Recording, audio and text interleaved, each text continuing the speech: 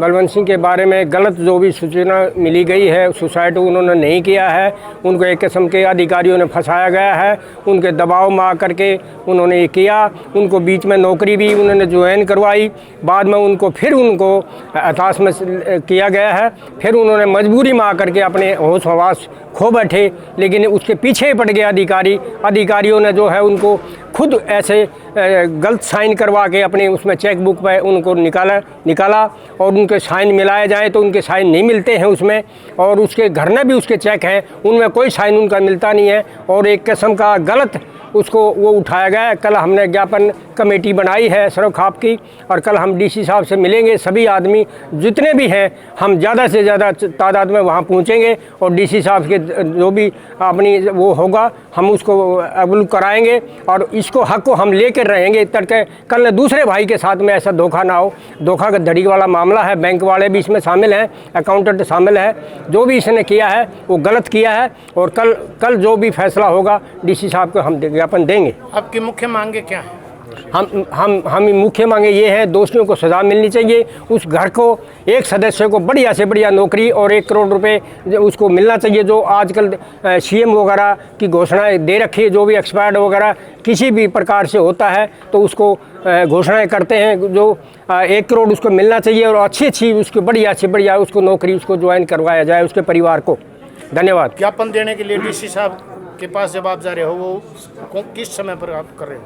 हम यहाँ से 10 बजे हमने सबको बुलाया है, जितने भी हैं लेडीज़ है, जितने भी हम ज़्यादा से ज़्यादा हम पब्लिक में पहुँच सकें उतने हम पहुँचेंगे, और बड़े तादाद के साथ हम दिल हौसले के साथ में हम उसको ज्ञापन देंगे, और जितने भी हमारे को होगा हम जहाँ अगर वहाँ हमें कार्रवाई नहीं करती है सरकार तो हम वो भी आगे भी अपना स्टेप उठाएँगे। किसी हालत में हम ये जो भी है फैसला हम अपने हक में दिला कर रहेंगे। इस तरह की जो घटनाएं हैं हरियाणा प्रदेश के अंदर बढ़ती जा रही है, इस तरह की जो घटनाएं हैं हरियाणा प्रदेश में बढ़ती जा रही हैं, उसको जो है तजब दिया जाए। हमारा भाईचारा कामयाब है और हम भाईचारे को रखेंगे, और किसी हालत में हम ये लेकर रहेंगे, अपना जो भी हक है हमको मिलना चाहिए।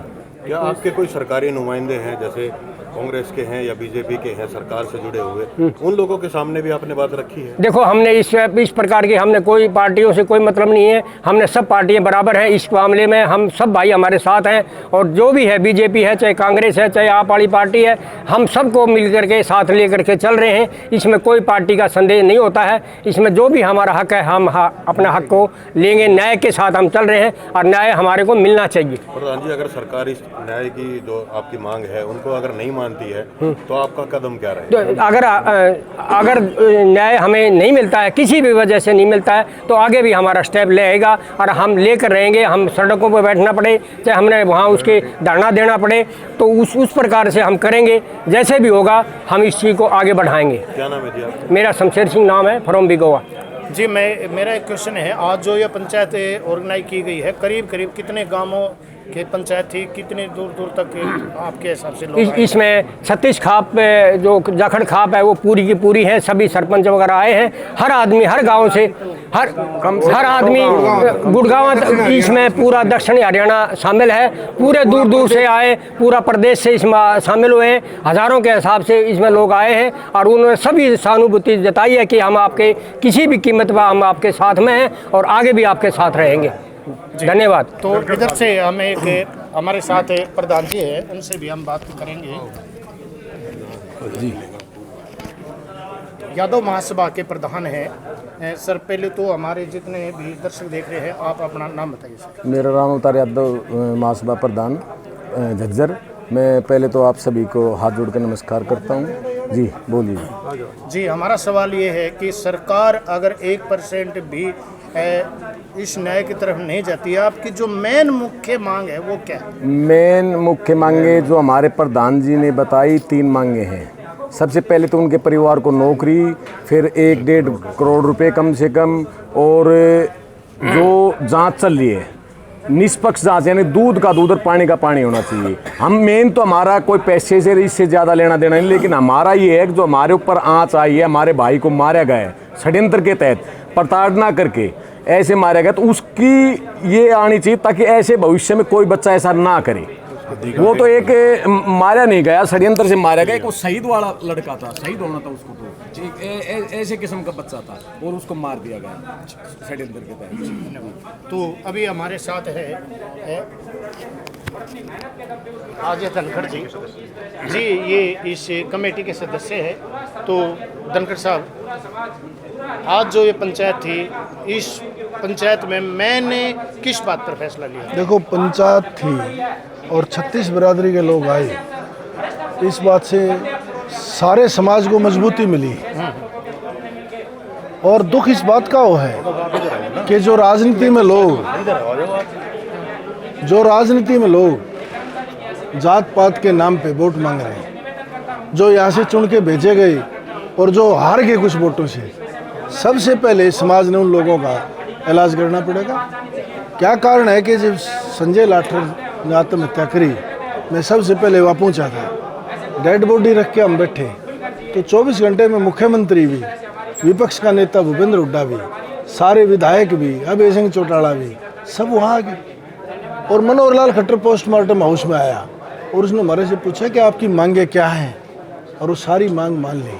और लाठर की घरवाली को लेक्चरर लगा दिया गया यूनिवर्सिटी में। क्या हमारे इलाके के लोग जात पात में बट रहे हैं? क्या राजनेताओं का इस मामले में बहिष्कार नहीं होना चाहिए? जो आज एक दो बच्चों को छोड़ के चला गया, अपने परिवार को तड़फता छोड़ के चला गया, हो सकता है बड़े अधिकारियों ने इसके ऊपर षड्यंत्र करके ये काम कराया हो कि अपने आप को बचने के लिए। कितने दिन तक हमारे बच्चे, हमारे भाई आत्महत्या करते रहेंगे? और राजनीति आपने वोटों के टाइम पर आके और जात पात और धर्म के नाम पे डकैती डालते रहेंगे। यहाँ की विधायक और यहाँ का सांसद, उनको शर्म आनी चाहिए। और जो हार गए बीजेपी और दूसरी पार्टियों के, उन लोगों को गांव में बढ़ने के लिए 36 जाखड़ में सारे इलाके ने उनका बैन लगा देना चाहिए, उनके जूते डालने चाहिए माड़ा। तुम्हें शर्म नहीं आती? हमारे लोग वो उनके जाके चरण स्पर्श करते हैं, तू मेरा है, तू मेरा है, तू मेरा है, तू मेरी जाति का है।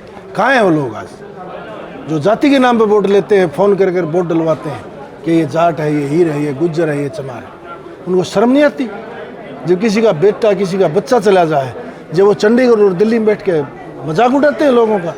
क्या उस सेक्रेटरीट में जिस भाई ने आत्महत्या करी, वहाँ सारी सरकार नहीं थी? मैं खुद अगले दिन सेक्रेटरीट गया था, हमने वहाँ पूछा लोगों से, 8वीं मंजिल पे गया था कि इस लड़के का 1% भी दोष नहीं से ज़बरदस्ती साइन कराए गए। हो सकता है अधिकारियों ने ऊपर से भगा दिया। जो हमारे इलाके के लोग राजनीति करते हैं, ये दक्षिणी हरियाणा के लोग राजनीति करते हैं, वो किस लिए रखे हैं, किस लिए वोट लेते हैं? मेरा सवाल उनसे है। अगर मुख्यमंत्री इन समय रहते, इस परिवार की सहायता नहीं करी, तो ये वो भूल जा कि इस भाई को दाग दे दिया। ऐसी ऐसी लाशें हम और भी कराने के लिए तैयार हैं। या तो मुख्यमंत्री इस परिवार को लाठर के परिवार की तरह उसके बराबर की नौकरी दे और इस परिवार को आर्थिक सहायता दे, और जो दोषी हैं सबसे पहले उनको गिरफ्तार कराओ।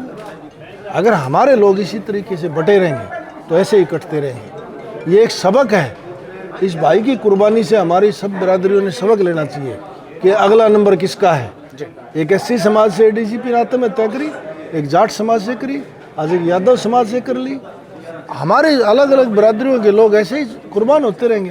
तो इसका मतलब ये है कि बड़े अधिकारियों और राजनेताओं के लिए हम सलाह दें, उनका जवाब भी देंगे। और इसी तरीके जो आज खाप पंचायतें इकट्ठी हुई, अगर यही काम इसी गांव के जो 8-7 महीने पहले जिस लड़के ने सुसाइड नोट लिखा था, अगर उन दोषियों पे कार्रवाई हो जाती और ये पंचायत उस दिन ही चौपाट में हो जाती 36 बिरादरी की, तो आज इस भाई को ये दिन देखने नहीं पड़ते। उन लोगों को सबक मिल जाता कि राज के आड़ में बैठ के तुम कैसे लोगों को परेशान करते हो। पार्षद चुने हुए लोग आत्महत्या के लिए मजबूर हो जाए, एक अधिकारी 8वीं मंजिल से कूदने के लिए मजबूर हो जाए। इसके जवाबदार या जनता है, हम लोग खुद हैं। इनकी मौत के जवाबदार हम हैं। राजनेता तो शिकारी हैं, वो शिकार करने के लिए आते हैं। और हम इस कमेटी में लिए हैं। मुख्यमंत्री के सामने मैं यही बात कहूँगा जो आपके सामने कह रहा हूँ। पाटिल साहब, आपके गांव का बेटा था बलवंत यादव, आप उनको बहुत अच्छी तरीके से भी जानते भी थे। आज न्याय की गुहार लगाई गई है महापंचायत में, क्या कहना चाहें? जी, आज 36 बिरादरी की महापंचायत हुई और ये तो आज छोटा सा एक ट्रेलर था प्रत्येक गांव से, दक्षिण हरियाणा से प्रत्येक गांव से एक दो प्रतिनिधि आए हैं। सभी हमने प्रतिनिधियों को यहाँ पर बुलाया था, न कि भीड़ को बुलाया था। आज एक छोटा सा ट्रेलर था और वो इस बात के लिए था क्योंकि डिसीज़न लिया जाए जो आगे हम क्या स्टेप उठाएंगे। और जो भाई ने शहादत दी है, जो शहीद हुआ है भाई, हम उस न्याय के लिए एक बहुत बड़ी कमेटी का गठन हुआ है इस सभा में, और इसको हम कल डीसी साहब को सबसे पहले ज्ञापन देंगे, क्योंकि वो कहते हैं ना कि हम एक बहुत ही सभ्य तरीके से हम ये सारी चीज़ें करेंगे और एक शालीन रूप से हम वहाँ जाएंगे और वहाँ डीसी साहब को ज्ञापन देंगे कल 10 बजे। दूसरा ज्ञापन में क्या है, हमारी मुख्य सबसे बड़ी बात मांग है कि उन दोषियों को सज़ा मिले, उन दोषियों को गिरफ्तार किया जाए, उन दोषियों को खिलाफ कार्रवाई हो, क्योंकि पहला स्टेप हमारा और हमारी कमेटी का यही है। उसके बाद जो सरकार कंपनसेशन जो दे, जो हम वो भी मांग रखेंगे उनके सामने, ये भी बात रखी गई है। परिवार को नौकरी, जो भी सरकार की तरफ से कंपनसेशन हो। जी माया जी, हम एक बात पूछना चाहेंगे, बलवंत सिंह को जो ये घटना बलवंत सिंह के साथ घटी है, इसको सब लोगों का यही कहना है कि इसे तो एक ईमानदारी की सज़ा मिली। इससे आप क्या इत्तेफाक रखते हैं? बिल्कुल, मैं एग्री करती हूँ इस बात से कि उसको ईमानदारी की सज़ा मिली है। तो 5 आप करोड़ भी इस कमेटी में शामिल हैं, आगे का आपका क्या स्टेप है? हम जब तक हमें न्याय नहीं मिलता है तब तक हम सहयोग करेंगे, और अगर हमें न्याय नहीं मिला तो हम एक विशाल आंदोलन का भी रखते हैं कि भाई दम रखते हैं कि भाई आगे आंदोलन करेंगे, और पूरी न्याय की इच्छा करते हैं सरकार से कि वो हमारा सहयोग करे और हमारे परिवार को सहयोग दे। कल सभी डीसी साहब को ज्ञापन देने के लिए जा रहे हैं, तो क्या आप भी उस कमेटी के साथ हैं? बिल्कुल, मैं भी जाऊंगी, और मेरे साथ साथ और भी महिलाओं को मैं प्रोत्साहित करूंगी कि वो भी चलें और हमारे बलवंत जी को श्रद्धांजलि दें। जी धन्यवाद। आज का क्या प्रकरण रहा प्रधान जी? महापंचायत बुलाई गई है, क्या निर्णय? महापंचायत में बहुत अच्छा रहा। सभी के अंदर ये जोश था कि भाई ये अपने बलवंत जी निर्दोष है, ये बताया गया। एक तो कुछ आदमियों को पता नहीं था, इस बात से पता लग गया। भाई ACB की, इंटेलिजेंस ब्यूरो क्राइम की रिपोर्ट ने उसको क्लियर चिट दे दी थी, तो जनता को ये पता लग गया भाई ये निर्दोष है। ये बहुत ज़रूरी था। दूसरे पंचायत में यही रखा गया कि भाई जो उन्होंने सुसाइड नोट में नाम दिए हैं उनके खिलाफ कानूनी कार्रवाई ज़ोर शोर से हो, ना कि ढीलापन से। एक, उसके परिवार को आर्थिक सहायता मिले और उसके परिवार को नौकरी मिले अच्छे से अच्छी। बच्चे पढ़े लिखे हैं, उसकी दोनों लड़कियां, एक तो BCom है और एक नेट क्लियर कर लिया, अभी नेट का पेपर दिया है, बड़े अच्छे पढ़े लिखे हैं। अब जब भी हम यहाँ उजरखाई में बैठने के लिए आए तो इन्होंने बताया भाई काफ़ी गांव के दूर दराज के भी आदमी हाजिर बैठे हुए थे, सभी ने बताया बहुत अच्छा लड़का था, ईमानदार था। कोई भी चंडीगढ़ गांव का चला जाता या इस एरिया का चला जाता उसको अपने पास रोकता था और उसकी हर तरह से मदद करता था। उसके प्रति पूरे गांव के अंदर कोई भी नाराज़ है, सभी उसके पक्ष में है, और इसलिए हम ये चाहते हैं कि उसको न्याय मिलना चाहिए। और सभी का यही है, सभी के अंदर बड़ा वो उत्साह था। देखिए, अगर सरकार नहीं मानती है तो आगे भी कदम, ये कमेटी जो बनाई गई है आगे भी कदम उठाएंगे। अब से पहले भी सरकार का नियम है कि इस तरह का कोई हादसा हो तो उसको नौकरी भी देती है, पैसे भी देते हैं। हम तो यही प्रार्थना करेंगे, इसमें कोई राजनीति नहीं है। 26 बिरादरी आई हुई थी, सभी पार्टियों के आदमी आए हुए थे। अगर ये मानते हैं तो ठीक है, नहीं तो फिर आगे का फैसला आगे लिया जाएगा। अभी से तो वहाँ इंक्वायरियाँ चली हुई हैं,